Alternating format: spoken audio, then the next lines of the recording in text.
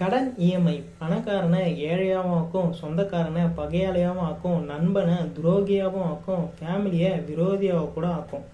மாதம் மாதம் சம்பளம் வரப்போகுது, அதை வச்சு இஎம்ஐ கரெக்டாக கட்டிட போகிறோம். அதனால் என்ன ஆகிட போகுதுன்னு தானே நினைக்கிறீங்க. ஆனால் அப்படி நடக்காது. நமக்கு 10ஆம் தேதி சேலரி வரும், நம்ம வாங்குகிற இஎம்ஐ 3ஆம் தேதியே கட்ட சொல்லுவான். அப்படி ஒரு வேளை கட்டலைன்னா அவன் ஒரு பெனால்ட்டி போடுவான். அவன் பெனால்ட்டி போடுறான்னு பார்த்தா சம்மந்தமே இல்லாமல் நம்ம பேங்க்லேருந்து அவன் ஒரு பெனால்ட்டி போடுவான். ஏன்டா நானே காசு கட்ட முடியாமல் தான் இருக்கேன், என்கிட்ட பெனால்ட்டி மேலே பெனால்ட்டி போட்டால் நான் என்னடா பண்ண முடியும். சரி ஓகே, நம்ம எதுக்கு பெனால்ட்டி போட்டு கட்டிக்கிட்டுன்னு நம்ம ஃப்ரெண்டுக்கிட்ட இருந்து காசு வாங்கி கட்டிட்டு திருப்பி கொடுத்துடலான்னு நினைப்போம். ஆனால் நம்மளால கொடுக்க முடியாது. ஏன்னா சம்மந்தமே இல்லாமல் அந்த மந்த்து தான் நம்ம வண்டி ஒரு 5000 10,000 செலவு வைக்கும். அப்படியும் இல்லைன்னா நம்ம பண்ணுற பிஸ்னஸ்ஸு எதனா லாஸில் போகும். அதுவும் இல்லைன்னா எதனா ஹெல்த் இஷ்யூஸ் வரும்.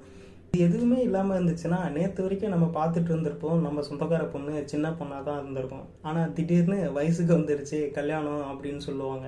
நம்ம வீட்டில் ஒரு 1/4 பவுனாச்சு வச்சாதான்ப்பா கௌரவமாக இருக்கும் அப்படின்னு சொல்லுவாங்க. அப்புறம் என்ன, வீட்டையே சொல்லிட்டாங்க கடன் வாங்கி தான் ஆகணும். இதுதான் எல்லா மிடில் கிளாஸ் ஃபேமிலியோட மென்டாலிட்டி. நம்மக்கிட்ட காசு இருக்கோ இல்லையோ கௌரவத்துக்குன்னு சில விஷயங்களை பண்ணணும்னு நினைப்பாங்க. சில விஷயங்க நம்ம கௌரவத்துக்காக பண்ணுவோம், ஆனால் அது எல்லாமே நம்ம குழந்தைங்களுக்கு தான் கடைசியில் பிரச்சனையாகும்னு நம்ம யோசிச்சு கூட பார்க்க மாட்டோம். அப்போ கடனே வாங்காமல் தான் வாழணுமான்னு கேட்டிங்கன்னா அப்படி கிடையாது. தேவைன்னா மட்டும் வாங்குங்க, தேவைன்னு நினச்சி வாங்காதீங்க. நீங்களும் இந்த ஸ்ட்ரகிள்லாம் ஃபேஸ் பண்ணியிருந்தீங்கன்னா கீழே மீ டூ ப்ரோன்னு கமெண்ட் பண்ணுங்கள். அதுக்கப்புறம் இதெல்லாம் சமாளிக்கிறது பெரிய விஷயமா இருக்கணும். ஆனால் இந்த டைமில் உங்களுக்கு வேலை போயிருந்தா